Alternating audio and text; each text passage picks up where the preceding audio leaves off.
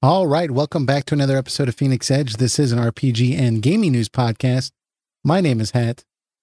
And I'm Eric. And I am Stan. And today we are going to be talking about Final Fantasy IX. Now, this isn't going to be a review necessarily or a full discussion, but we are going to be talking about Final Fantasy IX in celebration of its 20th anniversary. So we're going to try to dissect what is so special about Final Fantasy IX, try to just kind of pull the tidbits out that make this game so great. And hopefully this will be a entertaining discussion for those of you that are fans of Final Fantasy IX. Now, I do want to get full warning out there that this is going to be a spoiler discussion. So if you have not played Final Fantasy IX, I apologize, but I would not keep listening unless you want to be spoiled for Final Fantasy IX completely. And it's possible we may spoil some other Final Fantasy games as well, but we'll be careful to let you know beforehand so that way you can make sure you pause or mute or whatever you need to do. But in order, fairness, guys, you've had 20 years to play it. Yeah, officially it's hit 20 years, so at this point it doesn't matter, right? Yeah. So to kind of flesh this out here, by the way, before we start on that, just because I said last week we were going to have a guest today, but he's had something that popped up. So we're going to reschedule for another time. And so I want to throw that out there in case you guys are wondering. Everything's good. We just had to do some rescheduling. So we'll get him back on at a later date. So to structure this podcast, we're going to be talking about the themes of Final Fantasy IX and what are some characters that resonate most with us regarding those themes. We're also going to be talking about the plot versus the fact that it's a character-driven story and talk about, does that even matter since it's character-driven? We're going to talk about the world building and setting of Final Fantasy IX, what made the game so special in general, and we're going to wrap up with what is one lesson that modern FF titles can take from Final Fantasy IX. Now, if we are able to get through all that within a reasonable amount of time, I will be surprised, but if we need to breeze through certain topics, we'll be sure to do so, but we're going to let this conversation go wherever it may take us. But to open us up, Eric, why don't you start us off? In 60 seconds or less, where do you hold Final Fantasy IX in your Final Fantasy rankings and why? Oh, you know where it is. It's number one without a doubt. To me, it perfectly encapsulates everything I love about a Final Fantasy into one game. And you can just tell by playing through the game, seeing the character designs, the stories, everything put together. It's just like a bunch of geniuses came together and each had a good idea and found a way to bring it all to life in this one game. And another beautiful thing is that it is truly a celebration of all the Final Fantasies that came before it without being overbearing on the references. Right. It's still a game that you can take on and not need to know about the previous Final Fantasies, but still, able to fully enjoy the story. On top of that, I mean, it's a Final Fantasy that just knows how to check everything correctly. To me, it's borderline perfect Final Fantasy, and I wish other Final Fantasy RPGs use it as an inspiration. Yeah, completely agree. Stan, I know that you are not the biggest fan of the game. I've actually heard that you don't like the game at all. So I'm curious to hear where in that bottom ranking for Final Fantasy do you put it? Well, is it around Final Fantasy 2? You think it's better than that game, or? I don't know who is spreading these rumors about me not liking the game. I like the game, although I've really only played it once from start to finish. So I need to revisit it, especially since now it's 20 years old, and I'm older. I'll probably have a different perspective than compared to when I first played it. Okay. But based on what I remember of it, I actually rank it 5th overall. Wow. Okay. My favorite being 7, then 6, then 10, and then 4, and then 9. Now, if you came to me and said, like, okay, but which one do you objectively think is, like, where do you, like, put it like objectively, like how well written is the game, like how well made is the game, Right. I would probably put it higher than 4 and even 10 in a lot of ways. Okay. 7 and 6, I'd be kind of, I still hold those games in pretty high regard. But on my personal list, I consider it like about 5th, which is still pretty high, considering there's 15 plus of these Final Fantasy games. So yeah, so it's in the top 3rd. Yeah. Mm-hmm. Okay. That's respectable. We'll try to fix that in this next hour or so, But for me personally, I am with Eric on this. Final Fantasy IX is my favorite Final Fantasy, and it was not my first Final Fantasy. My first Final Fantasy was Final Fantasy VII. I still place Final Fantasy VII very high up there at the number 2 spot. But once I played Final Fantasy IX, that one quickly took the cake there. And even when I put the game down and I didn't play it again for like 10 years, I came back to it and played it again.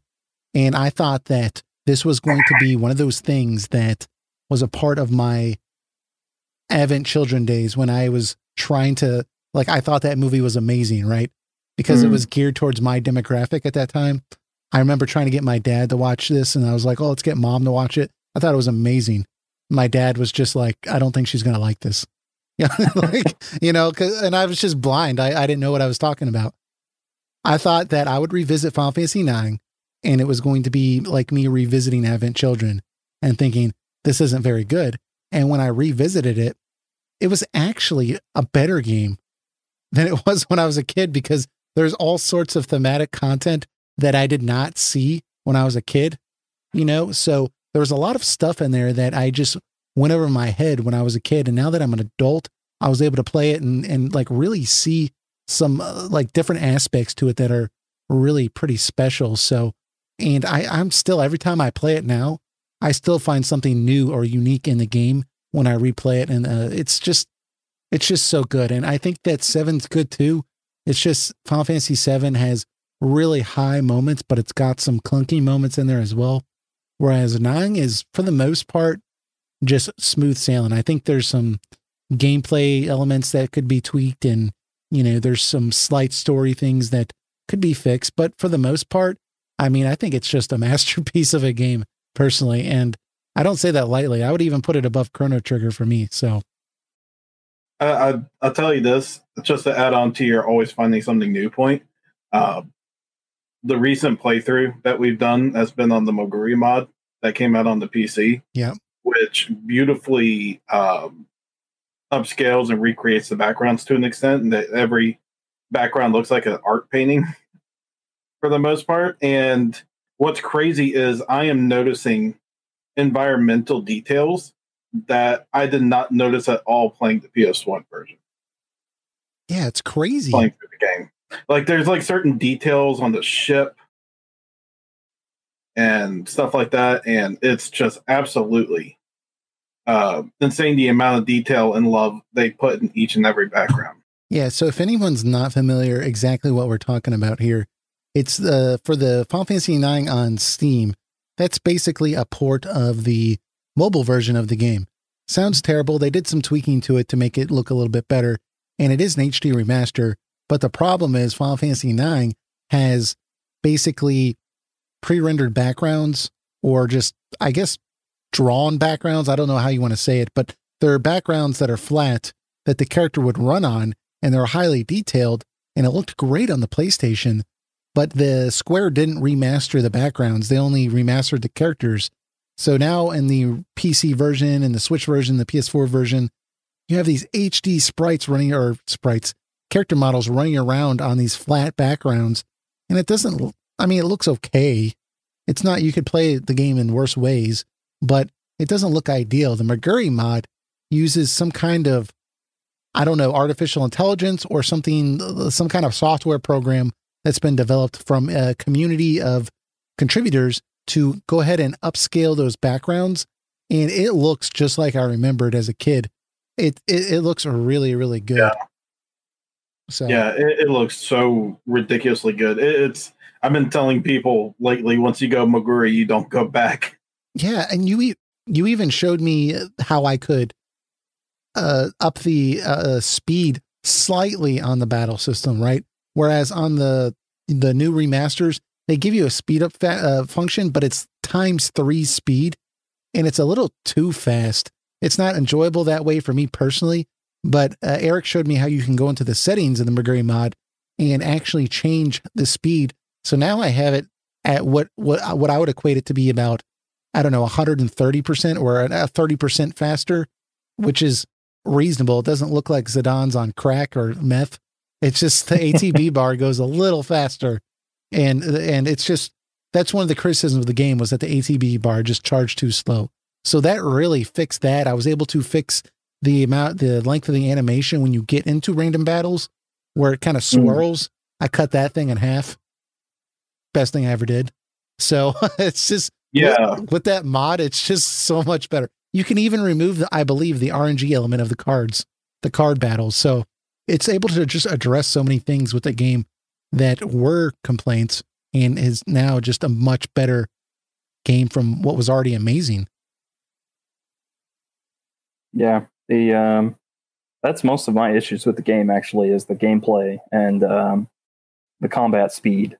There are some story issues I have with the game, but they're relatively minor compared to other Final Fantasy games that have, story problems. Right. And just the original version of the game, the combat is very slow, both in how it transitions into battle, right? And then you get like a black screen, and then when it comes back to the battlefield, you kind of get like this panoramic view of the battle screen, essentially, and then the enemy appears and it focuses on the enemy, and then you see your characters, and then finally you get an action, like you get to take an action, right?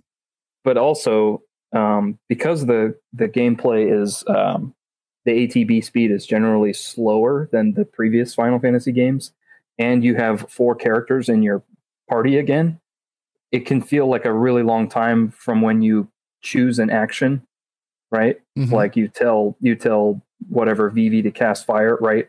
But there's like a bunch of actions queued up that have to take place before that action can happen. So sometimes it feels like there's like you are inputting an action, but then you have to wait a long time before seeing that action performed.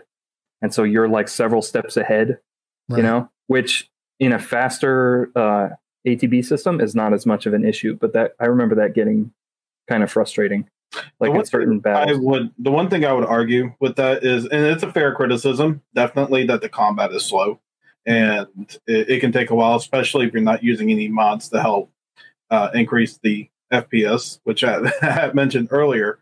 The one thing I would definitely argue, though, is that the random encounter rate in that game is not high by any means compared to other games. Yeah. So it's not like say FF4, where like you take a single step and it's like like that or anything constantly. It when I went through like Gizmaluke's Grotto, I think I had maybe like when I went through, I know where I'm going, so obviously mine will be less than the average person. But I had like 2-3 battles before I made it out of there, and each one wasn't too bad. It's definitely on the slower side, but the other good thing is you're greatly rewarded each battle. I feel like, especially if you're using the level up ability, EXP is usually very generous in the game. You're usually getting levels on the character every other battle, especially if you. This is kind of a ploy with the game, but it's one of those games where if everybody dies in the party except one, that one character will get 4 times the amount of experience. So sometimes, when I would have Zidane and by himself, I'd be like, well, let's go out and do about 5 battles, because that would equate to 20 battles, right? With the full party. But the thing that I would kind of push back on this as well, because I never even realized this until people started bringing it up. And the thing is, I generally I have the battle system on wait on other games, but for Final Fantasy IX, for whatever reason, I've always played it on active, and I have it on the fastest setting in the menu, which still doesn't help, but it helps a little bit. And then I have it on active, and I find that kind of speeds it up a little bit mentally, subconsciously, because I'm being attacked while I'm trying to find my potion, or I'm being attacked while I'm trying to pick the right spell, or I'm being attacked while I'm thinking. So that way the monsters are not just waiting for me to like pick a command, right? I'm being attacked. Mm-hmm. And because that's happening, it does feel a little bit faster. Now that's not going to make it feel faster at the beginning of the game. You know, within the first hour, there's nothing you can do about that. You just got to enjoy it for what it is, you know? But as the game gets going, I think it is doable if you put it on active. But regardless with this Moguri mod, it does fix. Moguri mod makes it fast and natural feeling at the same time. If you just, it's amazing what can happen if you just increase the battle speed by five frames per second. It feels so natural and faster and much smoother on top of that. It doesn't feel slow or clunky or anything, because I think the most fair criticism towards the battle system is not necessarily how slow the ATB gauge goes, but there's a big delay in using a character's ability and waiting for it to happen. Like there's like that delay right there kind of frustrates me sometimes. Like I have a character that's dead and I use dagger to cast life on them, and I feel like I'm going through like everything the boss does and everything the other character does, and it takes in it's I guess it's more of a glamour type thing, but like if there's some frustration in my back of my head, I just want this character back up, and I feel like I'm waiting through all this garbage just to get there. Yeah, delay. There's some gameplay gripes, and you know, every game's gonna have them, but but don't get me wrong, the positives of the combat system completely outweigh any negatives I have towards it. It's just if you want to pull some criticisms out of me for it, that's as far as I could go with it. Yeah, for sure.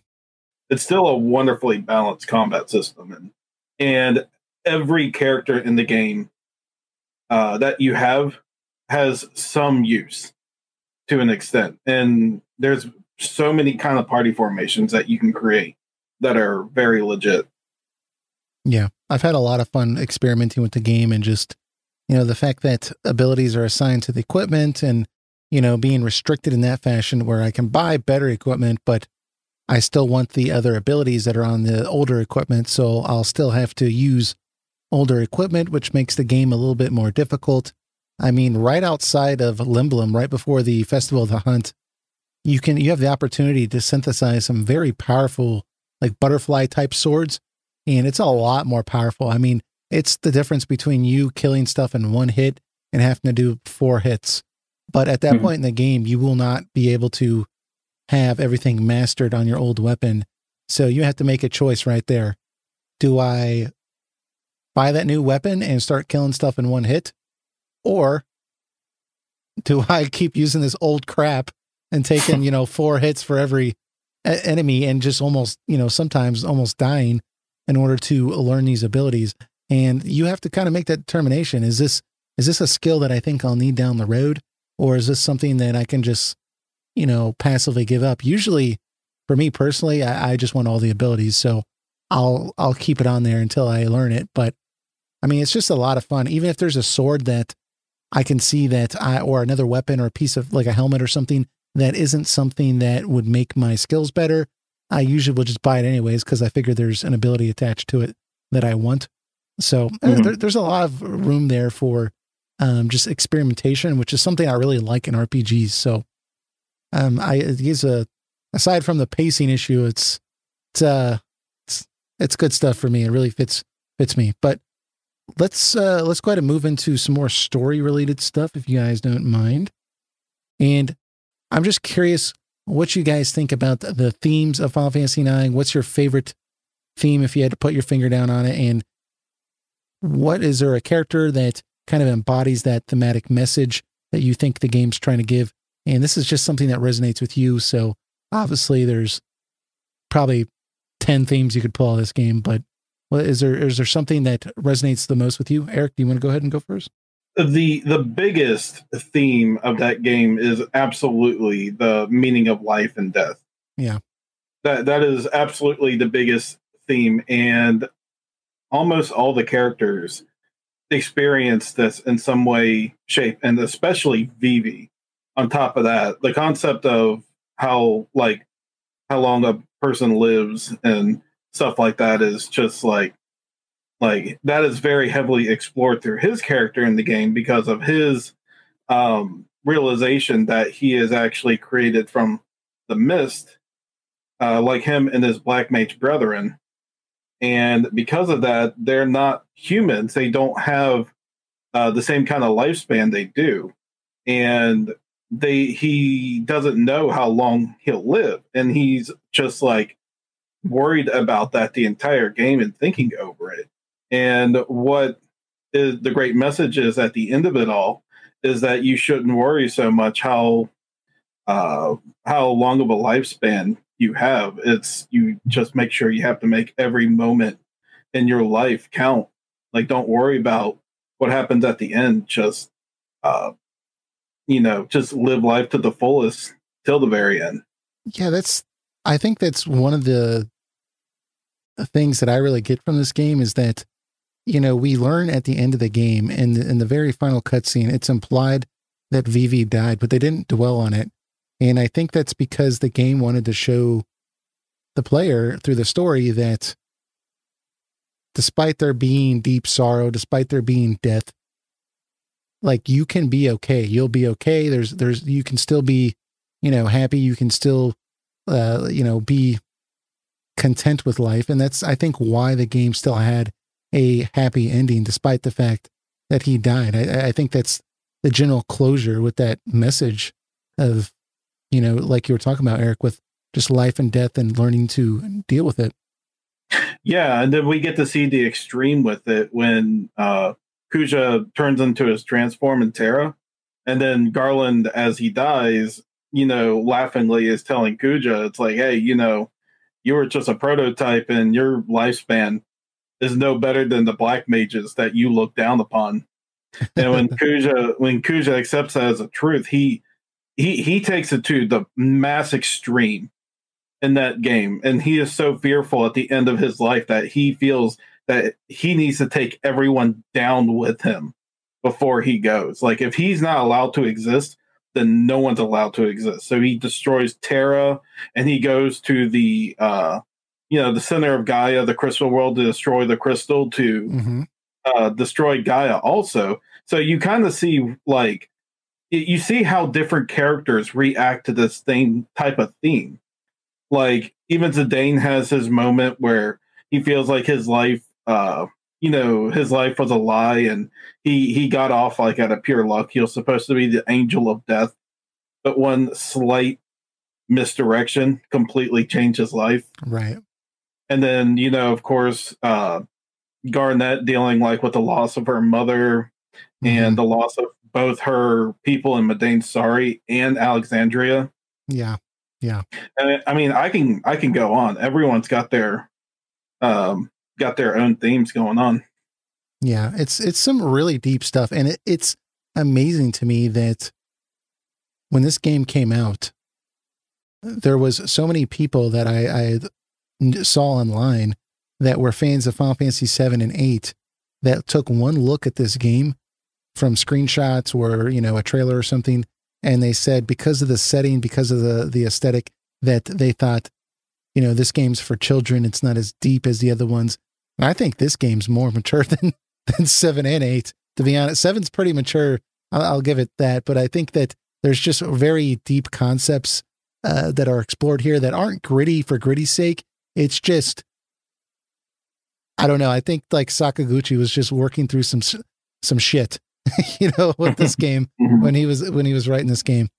I think for me, on top of what you brought up, Eric, with death and just, those characters trying to deal with their own mortality, I was trying to really think about what's the other aspect of it that appeals to me. And I think that part of it is just identity and how that ties into existentialism. And the way that this is explored through the game. And real quick, if anyone doesn't know what existentialism is, let me just read this. And I think once I read this, this is from philosophybasics.com. I think people will just hear this and think that's Final Fantasy IX. So it says existentialism is a philosophy that emphasizes individual existence, freedom, and choice. It is the view that humans define their own meaning in life and try to make rational decisions despite existing in an irrational universe. It focuses on the question of human existence and the feeling that there is no purpose or explanation at the core of existence. It holds as there is no God or any other transcendent force. The only way to counter this nothingness and the meaning of life is by embracing existence. It therefore emphasizes action, freedom, and decision as a fundamental, and holds that the only way to rise above the essentially absurd condition of humanity, which is characterized by suffering and inevitable death, is by exercising our personal freedom and choice. That's exactly what Final Fantasy IX is about. It's just textbook existentialism. And I thought that they tie it to identity in terms of everyone has a choice that they have to make.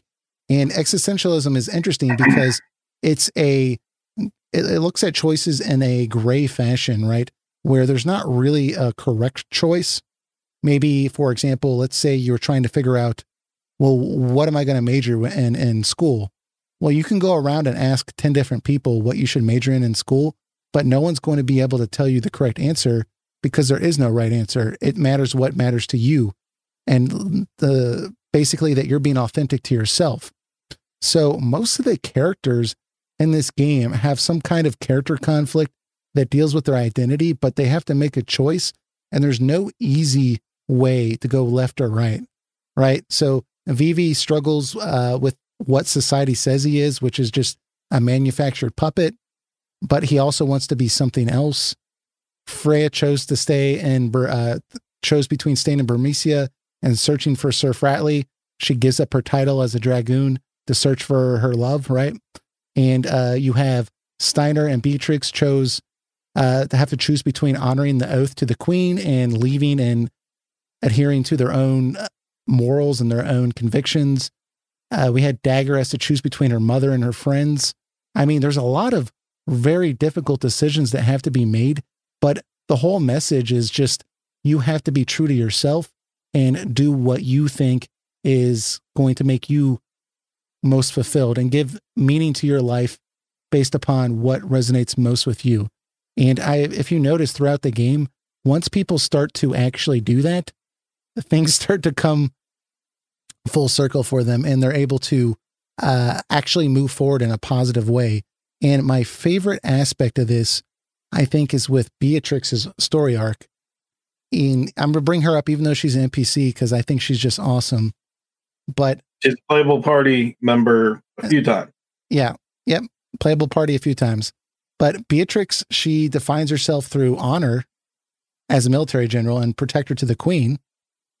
But the story positions her to ask what matters most. Is it honor through her title? Or is it honor through devotion to herself, right? And that's never been a conflict for her before until the queen starts having her doing things that conflict with who she believes she is. And she doesn't know how to deal with that. And the game keeps showing that she's struggling with the decisions that she's being asked to do or the decisions that she's making.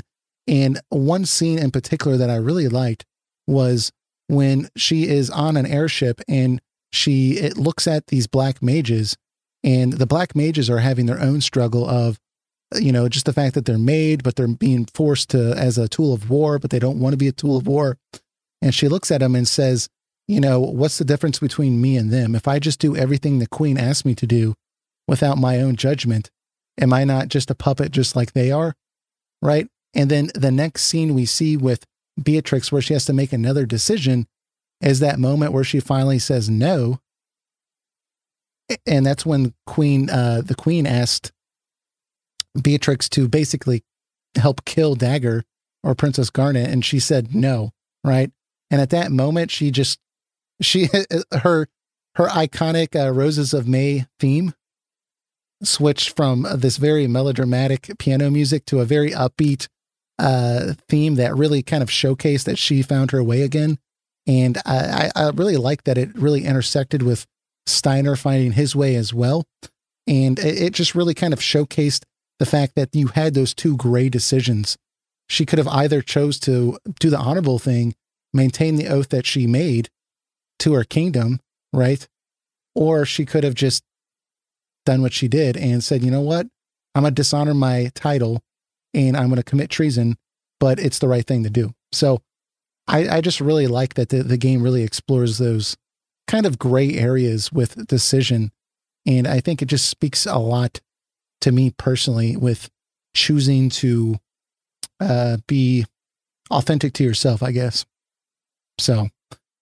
Yeah, it's pretty amazing how well lined up Steiner and Beatrix's like stories are. They're basically going through the same conflict in their own way. Yeah. Like Steiner's in complete denial that Queen Braun or Alexandria as a whole would do anything to harm the princess or do anything to completely destroy places like Bermesia and Lindblom. And it takes until he actually sees for his own eyes that like, oh, like she's gone off her rocker. Like right. And she sees that she's trying to hurt Garnet, and then he resolves to himself that like he is loyal to his country, but he is not loyal to someone who would put what he loves in harm's way. And both him and Beatrix come to that conclusion together. And I think it really shows triumphantly when at the beginning of Disc 3, when they're working together to protect the kingdom. Mm-hmm. And it truly shows their resolve. Yeah, where they're going through the city together and protecting it from Bahamut. Yeah. Yeah. And that's the thing that bothers me about criticisms from some people. They say like Steiner, you know, there wasn't much going on with Steiner. I was like, yes, there absolutely was. And throughout most, pretty much throughout like 3/4 of the game, he is, I mean, his story kind of more wraps up around Disc 3. But like he has a whole conflict since the very start of the game of anything bad happening to the country he serves. And well, his very message that's on the, I don't know what you want to call it, but every character has a little screen with a quote, and his quote is, "Having sworn my life to fealty, must I spend my life in servitude?" Right? It's that decision that I was talking about, where he's like, I've done this one thing where I sworn basically my honor and who I am, and society views me as this thing, or do I get to make my own decisions, right? And so I think that's kind of the same thing you were talking about with Beatrix, that they both have a similar predicament. Mm-hmm. So, I mean, this game is just chock full of just great stuff. And just on another note, like, you know, the final boss, Necron. Mm-hmm. Like, I know there might be some in-lore explanation to who he is, but I really think he is, for the most part, simply a personification of all the themes that we've gone through in the game, and it's like the true test of the resolve of everyone to overcome things like the fear of death or you know, stuff like that. And I think that's what the point of Necron was supposed to be. I'm sure there will be some Ultimania that will say, well, actually he came from the Zion space station of yada yada, and you know, some stupid crap they come out with years later to explain it. And then they don't have to. I honestly think Necron does not need to be officially explained. Oh, I really think he worked. I know I may be off and on with this, but like I think leaving him ambiguous is much better than trying to fully explain what he is. Yeah, I think like I said, I think he's just a personification of all the themes that the characters are trying to triumph over. This is interesting because I came to a similar conclusion with what Necron stood for, because I know a lot of people don't like him because he's the final boss. He feels shoehorned in there. But I think it's telling that initially I read that Hades was going to be the final boss, which Hades is an optional boss or a side boss, but they decided to change it to Necron And, Hades was going to signify death, but I think the game, having known that Vivi was going to die, and the game is about overcoming and just accepting death, that they didn't want to defeat death, right? So that can't be the final boss. So they have Necron here. And to me, I think he's just the exact opposite of existentialism. I mean, he's literally incapable of living authentically. He's searching for a meaning for humanity. And existentialism says there's no meaning. Everyone has to decide that for himself. But he's trying to figure out something for all of humanity. And he looks at Kuja and thinks, I found it. Everyone wants to die. The meaning of life is to die. Therefore, I'm going to kill everyone. And the party says, no, we get to decide who we are and what we choose for meaning in our own life. And therefore, they defeat Necron. So to me, he's like the exact opposite of what all the characters believe. And I mean, it's the same thing with Garland and the Genomes, right? They had no ability to do anything outside of their purpose, and everyone had the same purpose, whereas the characters all had to decide for themselves what was their own purpose. And so it really gave a contrast to what the philosophy of the game was. But I can understand when people kind of felt like, well, what the hell's going on here? Yeah, I think you absolutely nailed it. I think that is pretty much that's better. That's putting in the better words than I was trying to explain it. No, I think you did a good job too. Yeah, I think that's exactly how it's intended to be. Yeah, through the developer's eyes. So when I hear like Necron's a lame final boss, I'm like, I understand to an extent, but if you look at the deeper meanings behind what Necron represents in terms of the stories and themes to it, then I think you'll have a lot more appreciation for what he is more than who he actually is. Yeah. Yeah. Stan, we've been yapping back and forth. I know that we're a little bit more familiar with the game because you played it that one time years ago. Mm-hmm. But is there anything you want to add in here?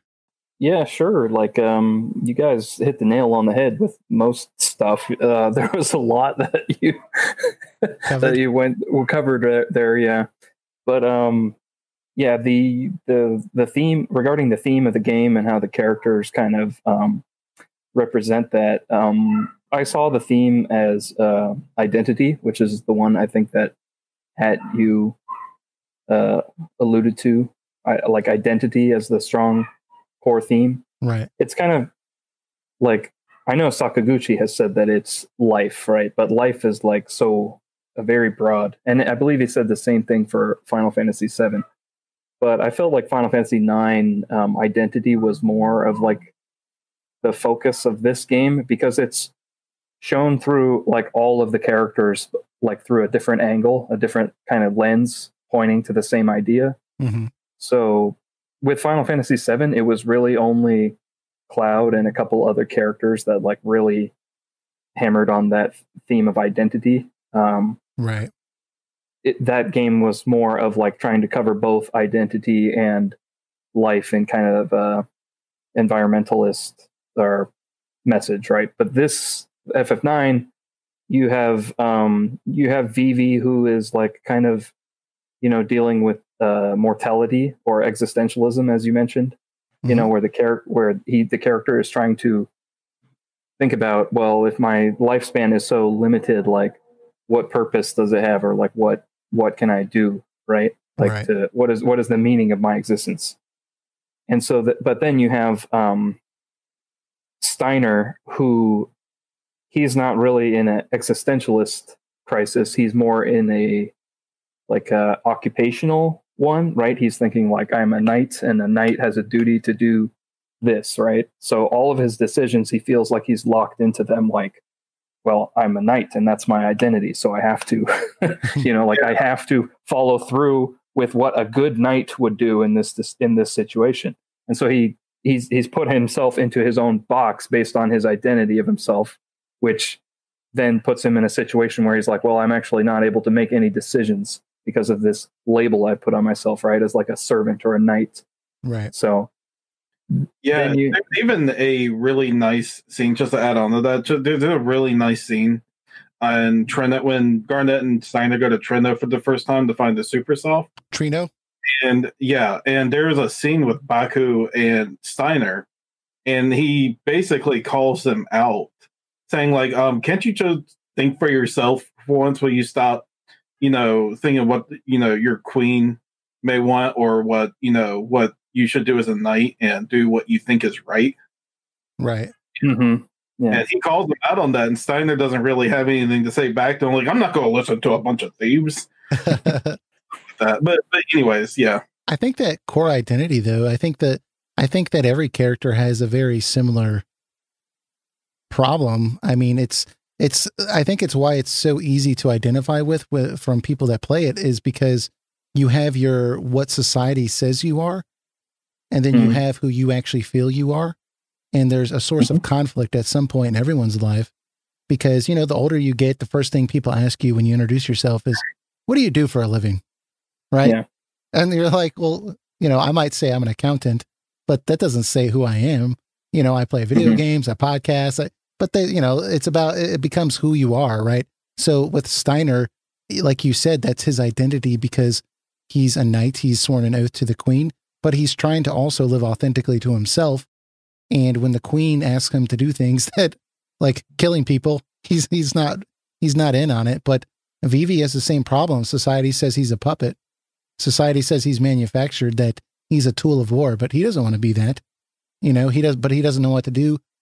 Society says Zidane a thief. He can't be with Princess Garnet.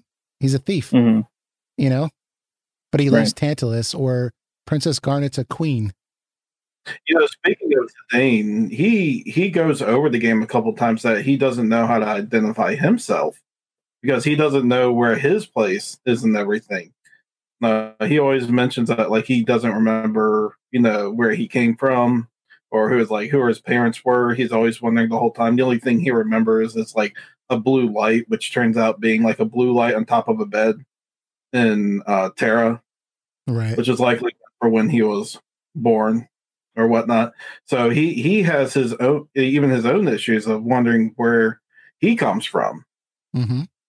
And it turns out like he has a similar case to like Vivi, except he's the golden child of the genomes. Yeah, I just find it so interesting though, because with Zidane, he never knew where he came from his entire life. So when he does find out, it would have been a very difficult choice. Do I go with the people that where I'm from? Or do I honor the people I've lived with over these past years? It's just even though the game kind of makes it seem like it's easier than it is, I think that would have been a very difficult situation for all these characters. And one little side note here that I want to bring up that I thought was interesting, this will be quick, but on that theme of identity, I think that if you look at Queen Braun in contrast to Regent Sid, Princess Garnet's uncle, the queen, she identifies as a ruler, right? Rather than a caretaker. Whereas Regent Sid, or Princess Garnet's uncle, he identifies as a caretaker of his people, which I think is why he doesn't fall victim to a lot of the stuff with Kuja, because there's a scene that Princess Garnet has with Sid where she says, "Thank you for helping me." And he says, "Oh, come now. I'm not helping you because I'm the regent. I'm helping you because I'm your uncle." Right? Whereas the queen's victim fallacy is she fell victim to Kuja, and he was able to play on this identity that she had as a ruler, and he was able to make her jealous and, forget the fact that she's a mother, that she cares for these people. And I think that, like, with every single person you look, there's that theme of identity that Stan's talking about. And that's like one of the things that I just love about this game, is that it seems to me that it's just so hyper focused in a way with the story that's just, there's very little clunkiness with it, outside of, if you want to talk about, the outer edges of the lore, but it's just really well done. Yeah. You know, surprisingly, do you know who's the character who has him or herself the most together throughout most of the game? Who's that? Quina. Yeah, because think about it. If you think about it for a second, a lot of the scenes that Quina's in, he, she, as they say in the game, because apparently there's no gender tied to Quina. You can think he's a he or a she. It doesn't matter. But it anyways, I see a lot of scenes like Quina refers to food a lot, but Quina manages to like have some kind of meaningful message behind behind those food puns that he constantly makes. And I think to myself, like, wow, like a lot of times, like Quina says a lot of silly things, and in the grand scheme of things, not very relevant to the plot, but like she does say some, you know, obvious things that the characters need to take in. Well, I think, I don't know how you say it, Quina or Kina, but I say Kina, so that's what I'll say. But Kina, to me, just kind of represents the opposite of everyone else. Kina's not in character conflict at all. Kina does what Kina wants at all times and has no problems trying to figure that out, right? Whereas everyone else is just always on, like, he and hawing over what they should do and who they are. Kina's like, no, I'm Kina. I like to eat stuff and I like to, you know, make myself happy. Yeah, I remember there's a scene where when you go into all the 4 elemental shrines, right? And Zidane gets paired up with Quina, and then like Quina's like, "Oh, I'm so happy that you took me with you," and then Zidane was like, yeah, well, I kind of took the leftovers." Then like Quina's like, "Oh, but leftovers are so good. Like leftovers are always great to have." Yeah, like that, and I feel like in a way, I don't know if it was developer, the story writer's intent or not, but I felt like that was Quina being okay with herself and being like, she's like, I know where my place is in the story, and it's okay if you say something like that. That might be me being a little far fetched with it, but I feel I've seen that scene multiple times, and I'm like, is that Quina just like telling Zidane that like she's completely cool with where her, you know, purpose is in the story, and just not being too concerned? Maybe, yeah. Yeah, I mean, that character is the type of character that I usually hate in most most games, and that character just makes me laugh so many times. Yeah, regarding Kina, yeah, I think part of so it's a comedy relief character is the way I viewed it, right? Like generally that's like the primary purpose of the character, which if you're going to have all these other characters going through, you know, like these dilemmas, I guess you could say, or like kind of crisis of purpose, like you put it earlier, like what's my purpose?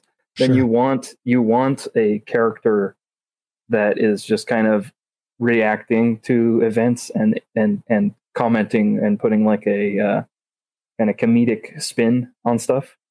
But you have to be very careful that doesn't get obnoxious, right? Because you see that happen with a lot of comedy relief type of characters, not just in games, but in movies and literature also. Yeah, if you notice, though, Quina's not intrusive to the scenes. No, it's like he or she kind of like just comes in, like, and says something, but it's not like a Steve Urkel type thing where like, oh, Quina hit the switch and we're all in trouble. Yeah. Like, things don't like that. Like Quina makes like a food reference and like joins in the fight, and that's about it.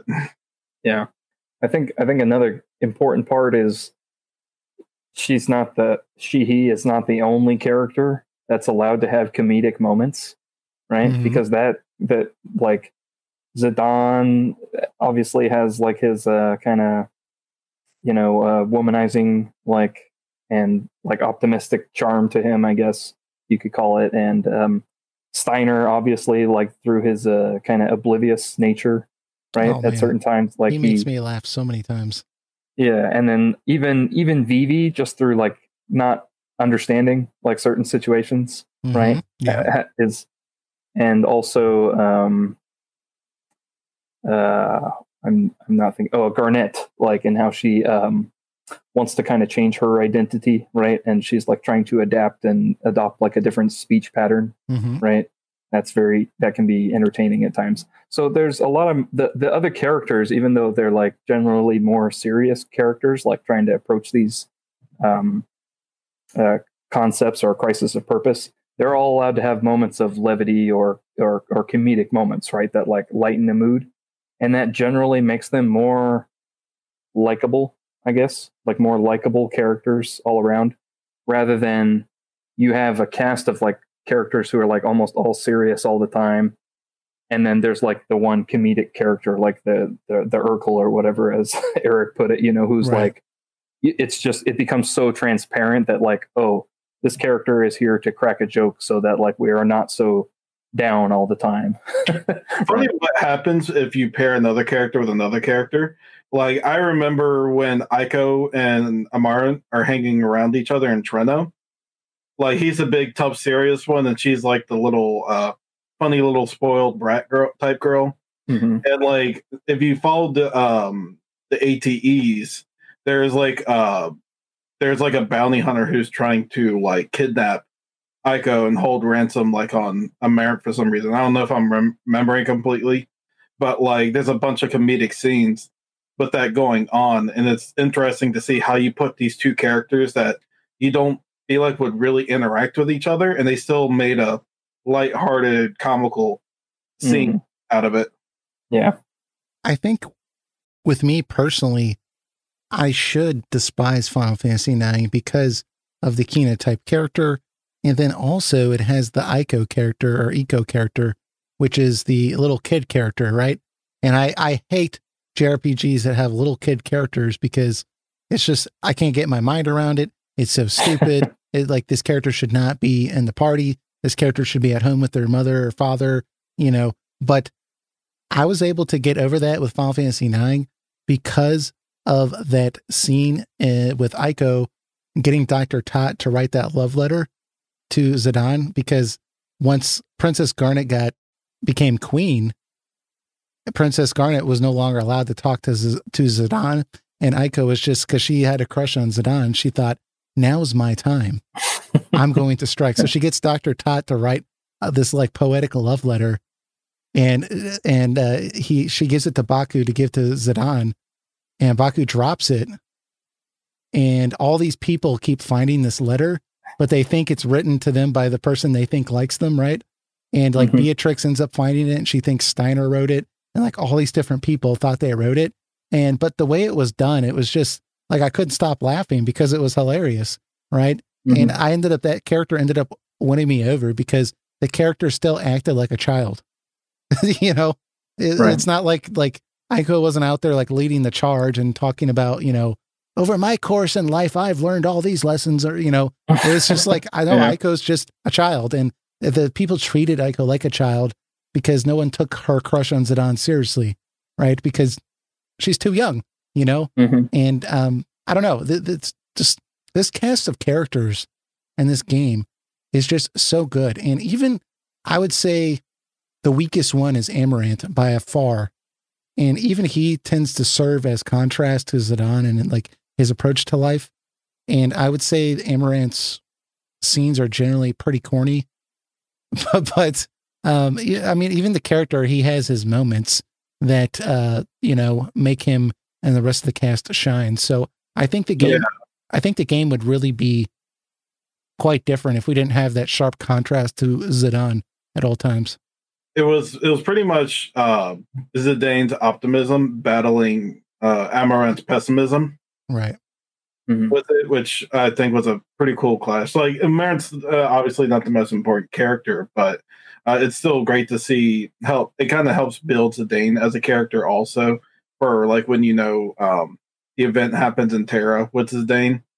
So it kind of like you kind of feel like that optimism that was built up so much on Zidane is just broken down at that point. Now there is something I said when we reviewed Dragon Quest 11 back then, and I think it actually holds true for Final Fantasy 9 also. is that it has such an incredible balance of its light tone and its dark tone in its story. Mm-hmm. It knows when to balance between the two. So when it keeps like the light feeling of the story around there, like the fun, adventurous aspect, it's great. You get to know the characters and you start caring for them. And then when the dark themes come and like bad things start happening, you care for the characters. You want them to succeed and overcome the problems and the dangers they face. Like you're more rooting for them to win out of that. And then, of course, there's several different ways to do that. But I do feel that Final Fantasy definitely took the more lighthearted approach with these characters. So it made the darker themes of it just that more successful contrasting with it. Yeah, I totally agree. I mean, it was just a very, very well-balanced game. I'm going to shift us a little bit here to keep us moving, but we can come back to some of these topics. But we kind of addressed this a little bit with some people complaining about the Necron character, but some minor criticisms that the people have had with the game is some of the outer level plot elements with, you know, just the Terra and Gaia and all that stuff. Some people don't like the fact that we don't have a lot of background information on the plot. And I just want to see what you guys think about whether that even matters with this game, because to me, there's a difference between a character-driven story and a plot-driven story. And I think Final Fantasy IX is character-driven. And for character-driven games or stories, I don't think that the plot really matters that much. And I'm going to give you guys an example here. A character-driven story is something like Game of Thrones. Game of Thrones is character-driven because characters change the plot, right? If Jaime Lannister had not stuck Bronn out that window, the entire story would be different. Or if Joffrey wasn't king, Ned Stark would have a very different life. I mean, so the characters impact the plot. Whereas with Lord of the Rings, which is plot-driven, you know at the beginning of the movies or the books that the mission is to go to Mount Mordor, drop this ring in there, and the plot's happening to the characters. The characters aren't influencing the plot. So with character-driven stories, to me, it doesn't matter. Like, I don't think knowing more about the life tree would have impacted my enjoyment. But what do you guys think? I mean, is this something that... It's a character-driven story, and I don't need to know more about Terra than I already have to enjoy the story. I don't need to ask myself, I don't care what happened to Terra beforehand. All I know is I know what's happening now. They're basically sucking the soul. Like Terra fuses itself into Gaia, and it is basically sucking the souls out of Gaia to put into the genomes to restore Terra, essentially. That's essentially what it is. And right. I don't necessarily need to know the technical details on how that happened. I know that's just a thing, and that's part of the plot that's happening. And I think they explain well enough to get the story going. You don't need to have some long-winded type explanation to justify the lore of the game, especially since you already know the world of Gaia so well at this point, right? That you don't really need that extra amount of information. Something like FF13 doesn't really do a good job in its world building, so sure. A lot of times it feels like it needs to over explain itself. And when you start over explaining itself like that, you start asking yourself questions like, okay, so then why does it do this? Oh, then why does it do that? Why is that god doing this to that god? That's like, why doesn't this god just do something about this? Or right. And they do convoluted for its own good. And I feel like FF9 would fall into that same trap if they tried to explain too much about what happened, like with everything with Terra, because it would just start putting more holes into a story that doesn't need these explanations to justify, because Final Fantasy IX already does an incredible job of world building that you don't really need these small technical details to justify your liking to the world. Yeah, I mean, think about it this way. Final Fantasy X is very plot driven because you know at the beginning of the game where we're going and the fact that Sin, we need to bring the calm. And you have all these different temples that you have to go to. And along the way, things happen to you, but things happen to the characters because of the plot. And that's why it's plot driven. And for that reason, it's more important to understand more about the plot because the plot is happening to the characters. And Final Fantasy IX, when the game starts off, we have no idea where this boat's taking us because the characters are deciding where we go. Because just like Game of Thrones, it's, you know, like someone's going to kill somebody, someone's going to go over here because that's where they want to go. Arya Stark's going to go to the other continent. Dagger's going to not want to be queen. She's going to leave the castle. She's going to try to get abducted. Steiner's going to break his oath. I mean, it's very character driven. So the story is not about the plot. The plot's just the setting. So to me, it's not that really that big of a deal. But Stan, having only had Final Fantasy IX in your 5th spot as of right now, is this an issue for you, or how do you view it? Well, in general, plot is like the least important for a video game story specifically, in my opinion, because you have like through the act of playing a game and playing as the characters, like it's very important that the characters be like you be attached to the characters you're playing as. Otherwise, you're going to lose interest very quickly. Whereas if you're doing like a more passive form of entertainment, like movies or film or like literature, right? You can introduce me to like an unlikable character more easily, right? Because I'm not embodying like that character in the world, you know? So in a video game, like characters are the most important. And then I would say theme and then setting and then plot, like plot being the least important of the 4 kind of story branches, I guess, or storytelling things that you have to use, you know? I guess to me, it's important to me to kind of separate the difference between whether it's primarily plot driven or character driven, though, because if Final Fantasy X being a plot driven story, if we didn't understand anything about why Yuna had to make that journey until the very end, the story would not be impactful, right? Falls apart. Because that's the plot. That's the plot. We need to know that. But the game, but Final Fantasy IX, we don't know where this thing's going. The characters are deciding, right? That's why to me it doesn't matter.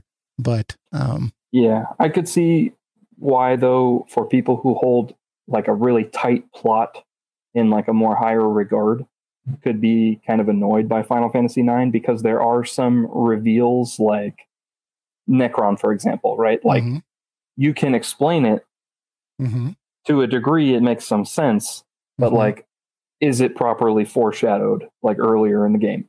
Well, I think not really. Like it's there and it serves its purpose, right? But then people want to feel like it was more of like a natural progression of events, like they could like really see like that, like looking back, like, oh, so this is the point where I can see that like Necron is going to, like he's alluded to here, right? And like they're looking at it like from a beginning to end. And so in that regard, like if you value those kind of things, there are some things like Zidane origin, for example, although I think that is like a little bit better foreshadowed, like the chosen one nature of him can like kind of come out of left field for some people, right? Like his angel of death status. This is what I remember from it. I remember there being some plot elements that were kind of like kind of iffy. Yeah. Like, like really, you know, because that like Zidane being such like a carefree, optimistic person, like he didn't really fit like the idea of like, no, actually he's like the most important person in this world or setting, right? Like that didn't really jive with what you had known about the character prior. So then for that to be introduced as a plot element, like as a twist, Sure. can feel off to people, I think. I think the point of that was to emphasize that other people cannot assign value to you. You define your own meaning. But Yeah. but Like it serves its purpose. I think just people who are more focused on the plot have more of an issue with that. But I am in agreement that like the characters is the most important. So I would rather have a character-driven story than a plot-driven story. Well, I think it just depends on the type of story. I mean, if you have a murder mystery, like who killed the professor, that's plot driven. You know, that's not going to be, that's the plot, right? But I mean, there's a reason why people watch 12 seasons of The Walking Dead, and it's been the same damn premise every season. It's character driven. And you can have entire episodes where the plot like moves along at a snail's pace, basically, because that's not right? why people watch, right? Yeah. like there was, I mean, same thing with Game of Thrones. I mean, they introduced one thing, the winter's coming, right? And then 8 books later, like they're still saying that winter's coming, and like, but that's not why anybody's watching or reading the books. It's because they're invested in the characters themselves, So I'll put it this way too. If you feel like you know everything about that world by the end of the game, I think the game did a really good job doing its world building, because you explore that entire world. You know how everything functions. You know how Lindblom works. You know how Alexandria works. You even know how Burmecia works, and you see how simple things are in the outer continent, like with the dwarves at Conde Pedi and places like that. Like you get a very good idea of how this world works. So you're not necessarily worrying about like what happened 100 years ago. How was this world back then? It's like, were there any interesting wars and such? Like, to me, none of that stuff really feels important in this game. I mean, I think the only thing people can kind of argue is like the origins of Terra. But even then, is that really important in itself? Like, even in Final Fantasy IV, the Lemurian, what are they, like Lemurian? Their race is called? Mm-hmm. Yeah. And Lunarian. I'm sorry. I'm thinking of something else. Like some tragedy happened and they're out in space and they're just like looking for a new place for like call home or whatnot. And you don't really worry about the technical details of what happened that destroyed the Lunarians. And it's the same thing here. You don't even know what the actual Terra people look like. The genomes are shells to hold the souls of Terra. Mm-hmm. Yeah, they're supposed to be without identity. Yeah. Right. And that's what they are. So you don't really, you understand what it is and what the purpose of Terra is. It's more of a plot device and then a breathing world Terra is. So I don't really care about the real technical details. I don't need to know Garland's origins. I know who he is. I know where his purpose in the story lies. I don't need to know more about him. Right. Yeah, exactly. You don't get beaten over the head with this stuff like you do, like, say, in, like, 15, where you have, like, they try to establish all this lore to you, but they don't tell you about the lore at the same time. And, they keep expecting you to care about that stuff. And either you're frustrated that they're not giving you the information. That's just bad world building on top of Final Fantasy 15 is a plot-driven game. It's not character-driven. It's plot-driven. You know, at the beginning of the game where you're supposed to go. Noctis has to put on the ring, and he has to go fight the darkness, right?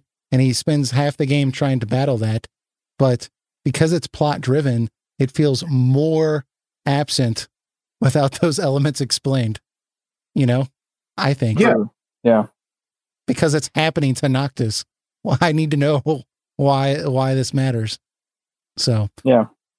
Eric, you brought up the world building and setting. And so I've seen some people criticize the game because they feel that Final Fantasy IX, its setting is not logical in the sense that oh, I should be able to go to this town and I should see some farms out there. You know, I should see where people make their shirts, you know, and, and see stuff like that. And it's so theatrical that it's not realistic. But I don't agree with that at all. Is what to say there isn't.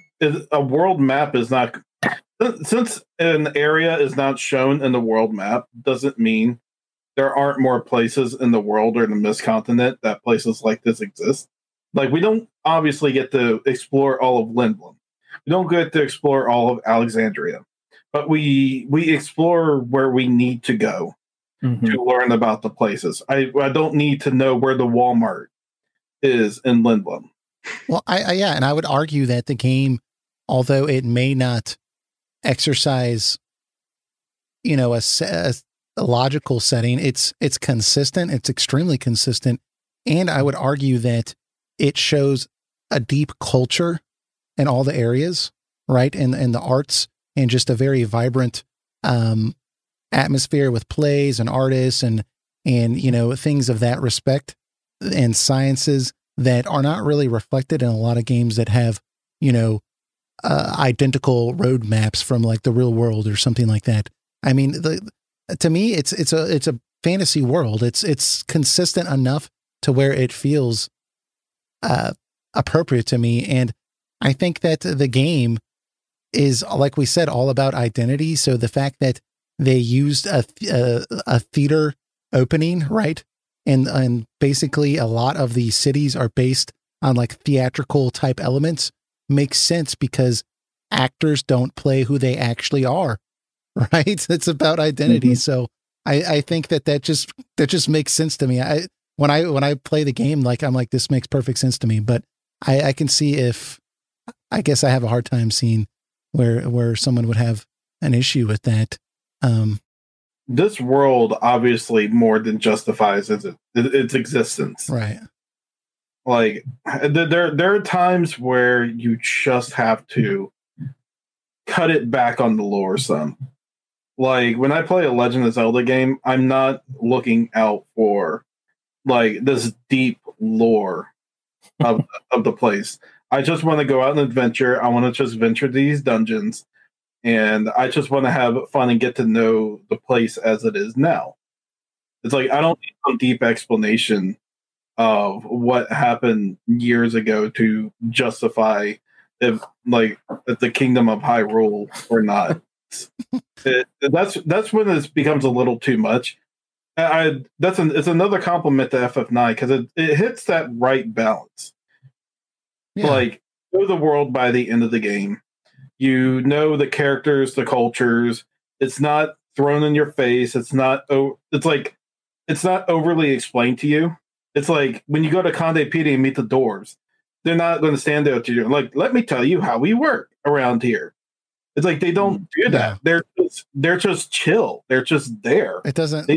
They don't care that you pass through, and you explore Conde Pedi, and you see to yourselves that these are, you know, chill people that are like, you know, semi-religious with their beliefs, and you learned everything just by interacting for a few minutes. You didn't need it told to you how that place worked. This is why I have a hard time reading The Lord of the Rings, because there are some very unnatural conversations in there that make no damn sense.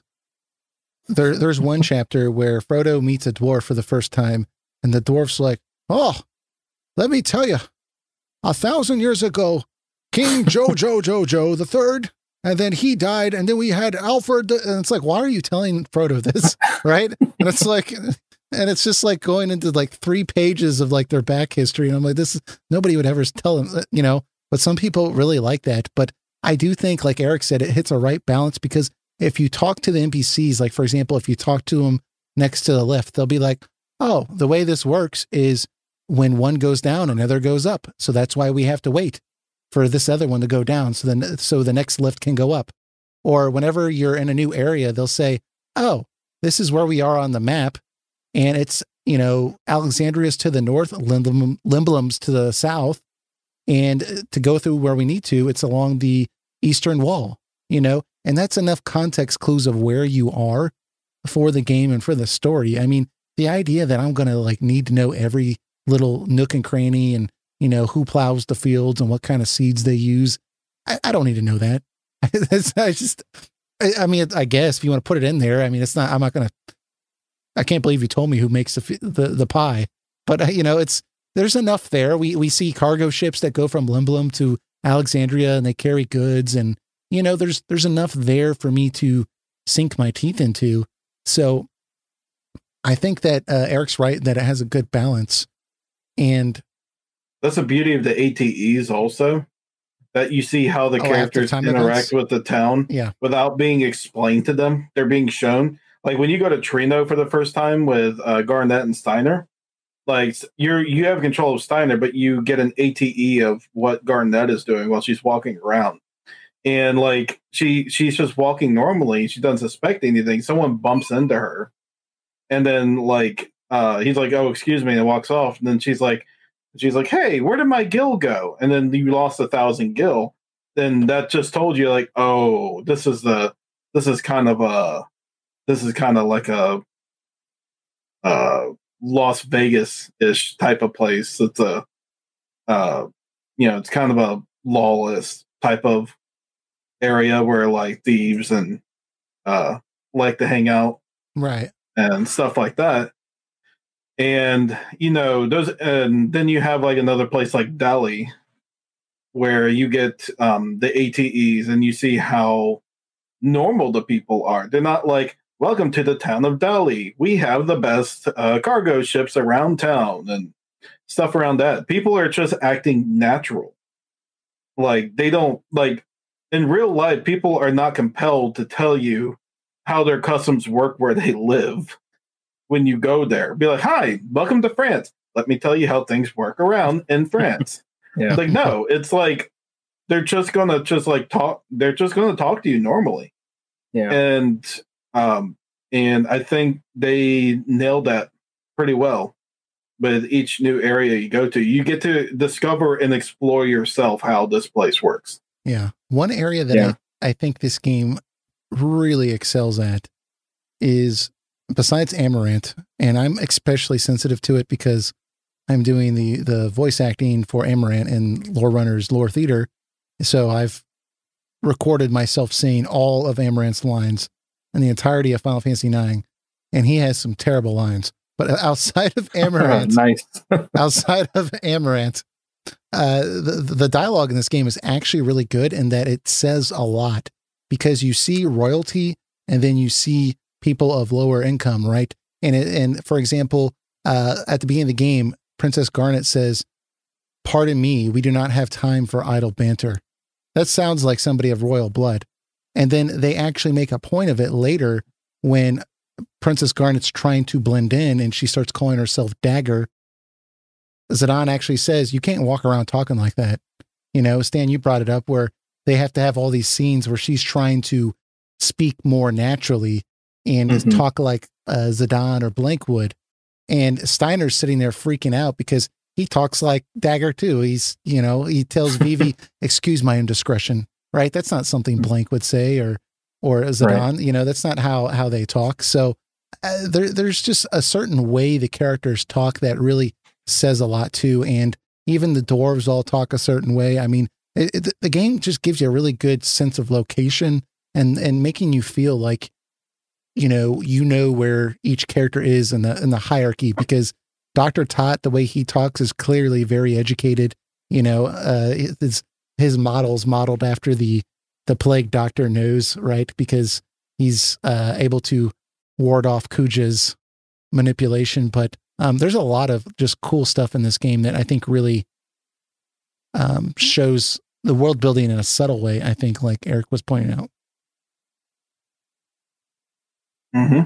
So, is there anything else we want to say on the world building or the setting that we feel is important? The one thing that I think Eric basically nailed was you create a good world when it feels like the playable character or the player's characters, like you could remove them from the setting and like things would just go on as normal, right? Like it's not like their presence is required for kind of things to like be normal in the world. Unlike say like Final Fantasy 15, where it feels like literally everything and everyone like revolves around Noctis and if he'll help them, right? Right. But in Final Fantasy 9, like Eric was saying, the characters will just you'll talk to NPCs and they're going about their daily business, right? They don't need you to solve for the most part. They don't need to even tell you like who they are or what they've been up to. They're just kind of like they're existing in the world, and it's kind of like the way I've heard it explained is it's like an iceberg. Like for good world building, you want kind of like an iceberg effect where if you're familiar with an iceberg, like the chunk you see on the very top is actually only like 10% of like the total mass, right? And the rest of it is all under the water, right? So you want the player and like to interact with just the 10%, and then the rest is all implied, right? So like that's even in a simple thing like as not being able to explore all of Lindblum or a certain town, for example, right? You only go on the streets that you need to go, but it's implied that it's like much, much larger, right? And that gives a feeling of like the city is... Well, each location has a different look to it. They're called different things. There's the business district, there's the arts district, the industrial district, the theater district, you know. Yeah, and it gives a feeling of like kind of hustle and bustle of a city, right? Like that things go on with or without you, right? So you're just there to do your business, or to go from point A to point B, like do what you're trying to do. But all the NPCs and everything, like they have their own lives and their own concerns that they're preoccupied with, and that's how you do like good world building, I think. Anyway. Well, in the game, yeah. And if I could add one small tangent onto that, is those Moogles, the little letter carrying service.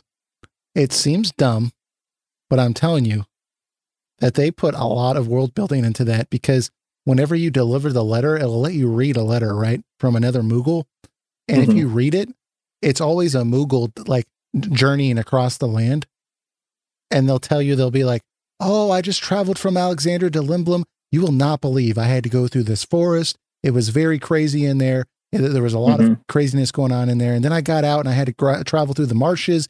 And then I went east across, I got on this boat and I went all the way across. I found a very nice man over there. And I eventually landed in Lindblum.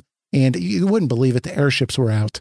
Somebody really wrecked right into and it gives it a sense of like, there's something else reacting to what we did. But also you can envision that journey that they took, because you took it as well. And it just gives it a sense of a scale to it that isn't necessarily there, but it makes it feel like it, or, Steiner and Dagger will stop and say, over that hill's the castle.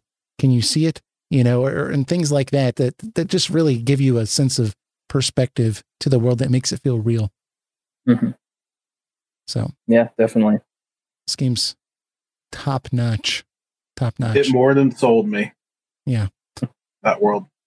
So, with all this said, what do you think resonates? We've kind of answered this already, but if we want to summarize this, why do you guys think FF9 still resonates with people 20 years later? I mean, it's kind of one of those games that initially it was criticized when it came out for people that didn't play it, but it seems like today that people just are starting to like Final Fantasy IX in the same vein that I see, the other top tier Final Fantasies, and some even beyond that. Like me, I think IX's better than all of them. But what do you think is so special about IX that has resonated with people all these years? Well, besides the fact that it's still aesthetically pleasing, I think its themes are very highly relatable to people. Yeah. I think that's a big thing that helps keep it relevant even to this day. Yeah, I totally agree. I think that's the biggest thing. I don't know if I can explain it more than that, but just like the meaning of life, everyone can relate to that. Everyone everyone asks themselves, where is my purpose in life? Like, who am I as the individual? Like, what is my purpose in life? Like, when is my clock going to run out? What should I do in between that time? People ask these kind of questions themselves every day. And, it's a question you ask yourself constantly until it is that day that you pass away. Yeah. I think you're right. I think it's really just what comes down to the themes and like the messages within the game, because some of the newer Final Fantasies, they're starting to embrace this idea of destiny. Final Fantasy 15 had a idea of destiny, that you have something that you're meant to do, right? And like this, you just have to give in to destiny and embrace it. And that's fun and all, but as I get older, that's not really something that appeals to me, because I don't really feel like there's a destiny for me, right? I can't identify with that. I'm not destined to be a king. I'm not destined to do anything. Final Fantasy IX is about being authentic to yourself, right? And coming to peace with your own mortality, coming to peace that things will end, but it can still be happy too. Things can still be good. And I think there's a lot in there to digest as you get older that kind of still appeals to you as you get older. Whereas when I play, Final Fantasy 1, for example, I'm not getting excited about being a light warrior. The fact that I'm destined to be a light warrior, or, like I said, with 15 or 7 Remake, where they have this idea of destiny and the characters have some predetermined meaning in life. Like, no, this is for me to decide and make sense of my own life. And the fact that, life is not always great, and there may not be something great at the end of this, but you try to enjoy it for what it is. And, in addition to that, I mean, the first time I played this game after like 8 years, right? I was playing it and I actually got a lot out of it from Freya's character arc with her and her Sir Fratley. I hate that they called him that, but Sir Fratley, who's lost his memory, right? And it's kind of implied that he has some kind of low-key dementia, although they don't really go into it. That's the generally accepted reason.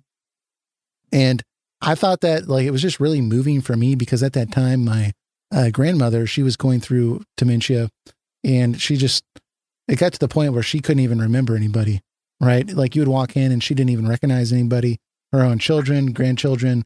And it's very heartbreaking, I got to say. Like, it's not like anything I'd wish on anybody. And the fact that when Freya says to be forgotten is worse than death, to me, when I saw that, to me, that related that it would have been less painful if I just found out this person had died, but to find them alive, but they don't recognize me, is like 10 times worse. Right. So, I mean, there's some just really just gritty and like real stuff, right, that's being dealt with here. Final Fantasy VII has mature concepts with like, prostitution and like terrorism and stuff like that. That's a very mature, but I would say that this stuff has like the nitty gritty stuff that like everyone has to go through at some point. And it's just so mature that I can't imagine. It just baffles me this isn't a Final Fantasy game when I experience some of these things and I play the game. So I think that, I don't know. I think that given the game's about finding who you are, right, and being authentic to yourself, I think it's kind of ironic that Sakaguchi left the franchise after this, right? Because Square was trying to get him to do stuff that he didn't want to do, And so I think that I wonder, maybe it's just a coincidence, but I have to wonder if perhaps he was just like getting his frustrations out here before leaving. I know he stayed on a little bit for the other games, but anyways, Stan, do you have anything on this point of why it is still relevant today, or why it resonates with people? I'm interested in different perspectives. Yeah, so I think those are like the themes and the concepts being explored by the characters is pretty important. But just in general, I think FF9 resonates with people because of the cast of characters in general.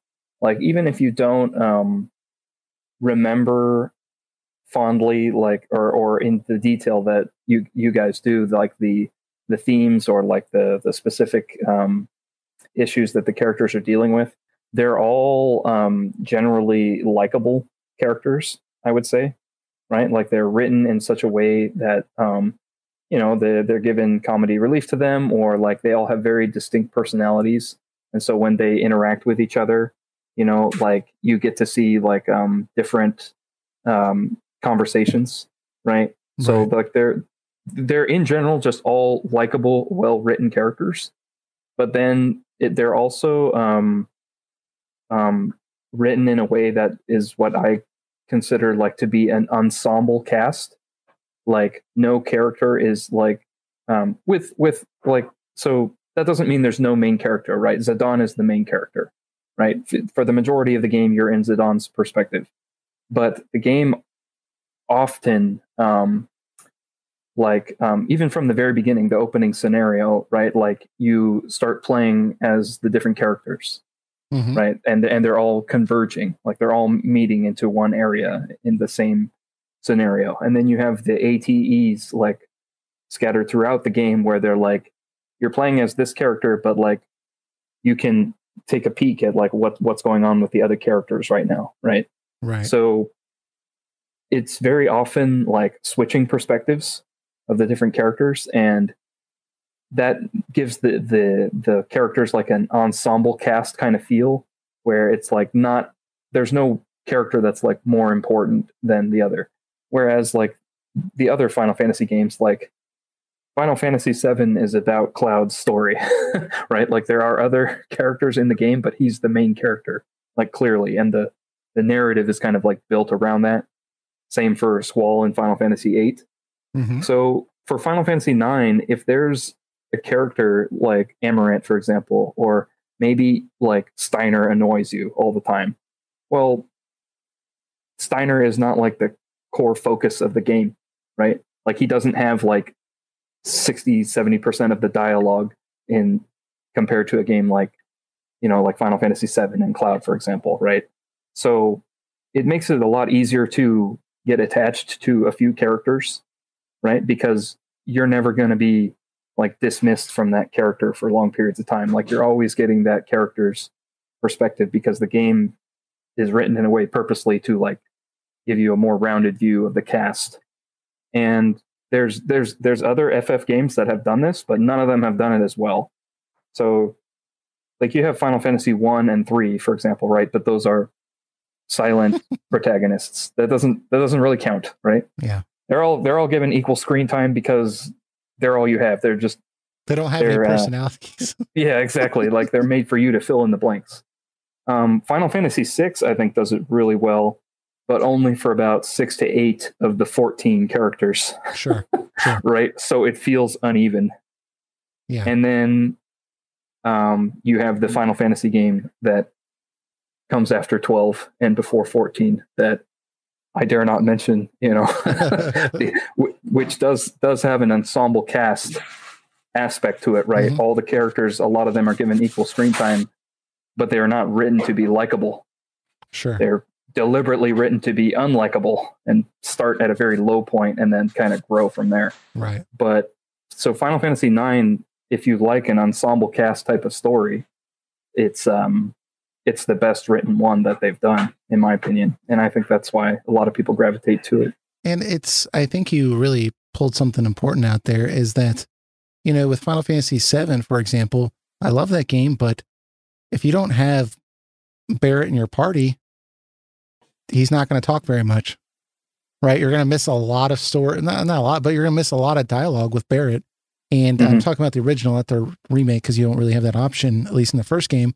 But with 9, you're even though Dagger and Steiner aren't in your party, they're still having lots of story sequences with those characters. You still have to play as those characters, and you're still getting a full collection of stories from all the characters to flesh out that plot. And the fact that it's every single character has the same exact theme of identity and having to choose and make a decision, it makes it feel really hyper focused in a way that I don't think sometimes the other games can seem a little messy, where people latch onto one character because they really like that one, but they don't really care about the other one.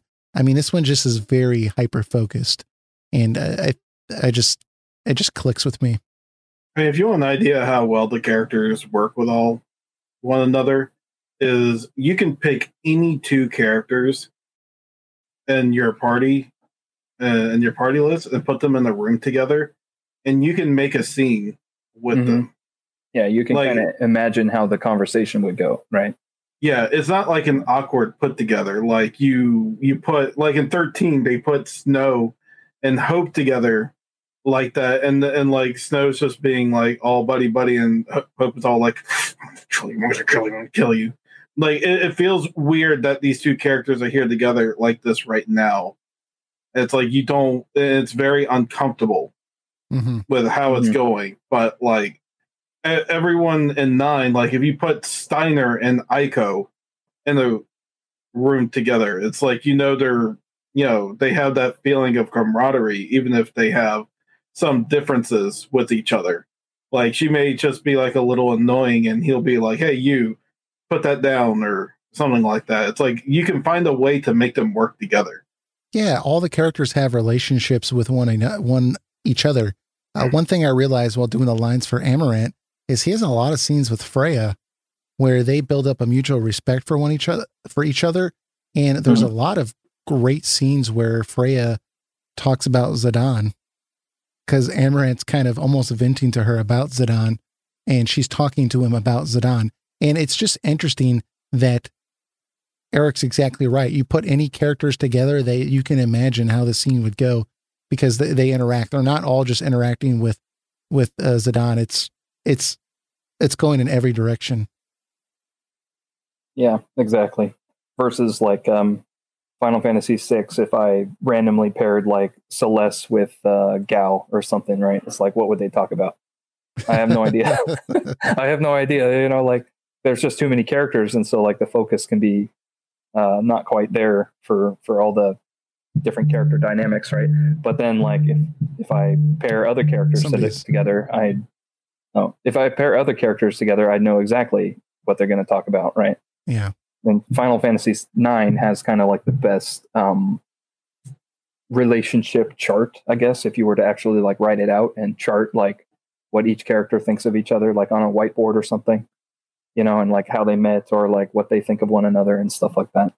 Yeah. So, and there's just so much overlap too with all their character arcs, because Steiner and Beatrix are going through their ordeal, but they're able to look at Vivi and see some semblance of what they're going through, and the fact that they don't have a decision. Are they just a puppet themselves? Vivi's struggling with the same thing. Vivi and Zidane end up struggling with the same thing. In a way, Dagger's struggling with the same thing because she doesn't know who she is. And it's just so much overlap, and they're able to just feed off of each other and learn from each other. Whereas, in 13, it's everyone's got their own issue and it's kind of isolated, and it's just a little bit different. So what would you guys say is one thing that a modern Final Fantasy can take from Final Fantasy IX, either a current Final Fantasy that's already out, or maybe a Final Fantasy 16? Like, what's one component that you think would benefit future titles? Almost everything.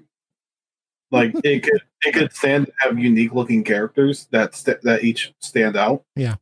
On another, you can have a wild, colorful world to explore. It doesn't need to be like some sleek, futuristic city type deal. You don't need to go too realistic in a Final Fantasy. I know they would never listen to me on that, but you can make a aesthetically pleasing Final Fantasy and not, an over the top graphical powerhouse realistic world with some kind of fantasy on top of it. You don't need to do that every time. You can just create something that's just so out of this world for Final Fantasy, but still retains all those elements at the same time. Like, I don't know what's the best way to put it.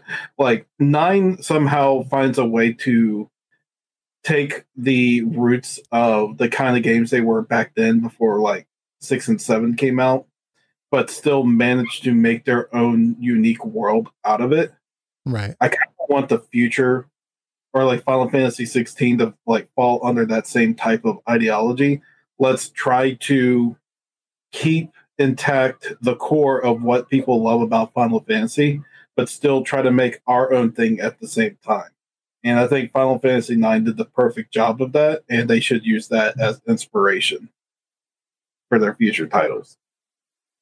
Yeah, I agree. I totally agree. Stan, is there something from Final Fantasy IX that you think would make future titles better, or they should respect? I would say the ensemble cast thing that I was just talking about a few minutes ago, where all the characters are given like perhaps not exactly equal importance, right? But like all a large amount of screen time, right? So that it feels like each character is of high importance, because we've had a lot of games, at least in the single player games recently, where it's like clearly Noctis is the most important character, right? Everybody else is along for the ride. You know, or like in Final Fantasy 12, like Ash and perhaps Balthier, you know, are like the important characters making all the decisions. Everybody else is just there for support, right? Mm-hmm. But like, go back to a more character-driven story where you have a lot of characters that have, you know, very distinct, interesting personalities. Try to make them all likable again, you know, and from there, you know, make that the basis of the story, make it character driven. And other than that, I would like them to bring back the character classes that they have in Final Fantasy IX, like in terms of gameplay. A lot of the recent titles from 10 onwards, not counting the MMOs, obviously, because those have class-based system, like their whole gameplay revolves around that, right? Like the healer, DPS, tank, and like the different variations of that. But for the single player, you know, go back to having like a white mage dedicated character, a black mage dedicated character, a knight character, you know, dragoon character, and so on. Or make different classes, you know, but like make the characters stick to their class so that they complement each other in different ways. So there's no like best character. No, I'm glad you said that. Yeah. Because I think that's another thing that makes the characters narratively stronger, is that they have a job that's intact to them. Like Freya is the dragoon, Zidane is the thief, Vivi is the black mage. It would feel, gameplay wise, it would feel out of place in the narrative if you could just, you know, make Garnet a knight, or make Vivi a white mage, or make Quina a thief. It's like it would feel out of place if you decided to do that. The one thing like a game like Final Fantasy V does right is, for the most part, they leave the characters and their abilities pretty ambiguous. So you can kind of put a job on them, but it doesn't take away what their character is. In 9, though, what they are is very ingrained in who they are. Like Zidane is a thief, and a lot of stuff he does is thief-like. Steiner is a knight, and he acts a lot like a knight would act like. So making Steiner, who's an armor-clad knight, a white mage, just like it throws you off narratively. Well, and then also ties into their inner conflict as a character.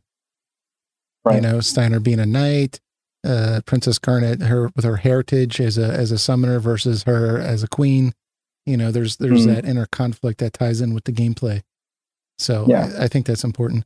I think that for me personally, I think that they need to just drop this Destiny obsession that they have with these Final Fantasy games, because while some of the really early ones did have a Destiny type element, I think that Final Fantasy really excelled when they explored that kind of gray area of having to choose. I mean, that's what made Celeste such an interesting character in Final Fantasy VI, was she had to choose between her family and doing what she thought was right, and she chose her family. And that's a very difficult thing to ask someone to do. That's a very difficult choice. And that's how you create characters that you can empathize with, is because they have to make those difficult choices. And it is a choice. You can go one way or the other. Celeste chose, her family and thus the Empire. And it turned out horribly, right? It doesn't always go out the way you want it to see. Whereas I think Final Fantasy IX, Beatrix was modeled after her, I think. And she chose the opposite, right? So I think they need to get back to that idea of, making a difficult decision, but not telling the player which way it could go, just letting me empathize with the character itself. And drop this. I was just going to say, whatever they choose to do, right? Right. And it could go one way or the other. I mean, 15, if they could have had that to where Noctis, he didn't need to. Maybe there could have been another way. He didn't need to take up his father's mantle and go fight the darkness. Maybe, he shouldn't have had to marry Luna. The fact that they're slamming that down your throat, that, you're destined to become something great. I don't think that's very interesting. And I think it comes down to creating interesting character arcs that have real choices and consequence. I mean, if you look at Freya, she had to choose between remaining a dragoon at her kingdom or searching for Sir Fratley, her love who never came back. That's a very difficult decision to make. And she chose Sir Fratley. When she comes back to her kingdom and sees it burned down, she says, I made a mistake, right? There's, and you can feel the heartache in the music. I mean, they need to get that component. And if they could just take that from Final Fantasy IX and understand that's what makes characters interesting, I think that they would be okay. But they seem really hell-bent on making this like Kingdom Hearts type, just we're destined for some kind of greatness and we just need to accept it, right? And, there's some of that in The Witcher, right? Where there's the idea of destiny, but it's more of a philosophical approach rather than just an idea that you have to accept it. And there's interesting ways you could go around it, but, I just don't like the theming of the current games. So, I mean, yeah. Well, the current games have a rough time. They keep taking character driven story and the plot driven story, and they kind of just like clash them together, and it kind of comes up with a cluttered mess. Yeah. Like 13 is trying to have both things. They're trying to have a plot heavy story and they're trying to have a character heavy story, and it can't do one or the other as well as it could. Yeah. 13's just, I feel like 13 almost had it, right? Where like the characters all have a similar character conflict. But the reason it's interesting in 9 is because the dilemma is that society itself, the way it's built, is causing conflict. But 13 does the opposite, where it says that society has rejected you. And therefore, that's the conflict. Well, I don't really have a lot. I've never been exiled, right? so it's really hard for me to identify with from being, I mean, I guess you could say like, have you ever been treated poorly? But I don't think that's really what they're trying to explain there. Whereas with 9, it's like every character has an identity that society has set for them, and they have to struggle with, is this who I am? And I think that people that, if you're playing this game and you do, 9 to 5 at the Amazon factory, and you're playing Final Fantasy 9, and you're thinking, if I tape one more goddamn box, I'm gonna lose my mind. This isn't what I had in mind for my life. I mean, 9 just kind of speaks to you on a different level that I think it just approaches it from a very realistic way. And I think that they just need to get back to that, because I mean, all the real Final Fantasies did that. 7 did that with Cloud and his disbelief with himself. 6 did that as well. I just think that they have to get back to that. And I think 9 did it the best personally. So that's what I would pick for what would you take for future games. Sorry, guys. I just went on a rant. No, very good. It's all good. If Square Enix would just listen to us, right? I mean, we could fix Final Fantasy. Yeah, they need to take notes. So I think that wraps up our discussion. Is there anything else you guys want to kind of bring up about Final Fantasy 9 or anything that you felt didn't really fit in anywhere or it was kind of left over? I mean, like I said, we could still, it's still going to be on our vote for, I guess, a full discussion. So, I mean, we were pretty thorough. This was more thorough than I thought we were going to be. But, if you guys voted for it, we could do a more in-depth discussion of Final Fantasy 9 for sure, or maybe a different route. But is there anything you guys still wanted to bring up with 9 that you thought was worthy of note that we haven't? You touched on the gameplay with the equipment system earlier, and I just want to mention that I really enjoyed that too, that aspect. I think I actually enjoyed that more than the combat itself a lot of the time, getting all the different pieces of equipment and trying to learn all the abilities and being forced with that choice. Like, do I equip the best equipment available now, or do I keep going on my kind of AP grind, trying to learn all the equipment or learn all the abilities from the equipment? Yeah, because there comes a point in the game where some of those skills are going to become useful. Mm-hmm. And then some of that old equipment that you go back to buy to learn those abilities becomes very useful during that section where Amaranth and Zidane have that contest and you have to go in that little castle and everything's backwards. Yeah. Right. So the dagger you get at the beginning of the game is the best sword in the game inside this castle. Right. So yeah, there's a lot of quirkiness and interesting ways they approach the gameplay in this game for sure. Eric, is there anything else? No, I think we got it. Moguri Mod? Only way to go now. Yeah. All right, guys. Thank you again for listening to this episode. Hopefully you found it entertaining. And Crosscode is coming out on Friday, I believe. Thursday. So I am definitely going to be picking that up this week. And hopefully we can have some kind of impression segment next week. That'll be fun. But other than that, I guess we'll see you all next week. Thanks, guys. Take care. See you next time. All right. Thanks for checking out this podcast episode. If you enjoyed this episode, please consider hitting the like button. And if you are new to this channel, hitting the subscribe button. We are an RPG and gaming news podcast, so we do this podcast every single week. If you're listening on audio, please consider leaving us an iTunes or Stitcher review. Other than that, we will see you all next week. Take it easy, everyone.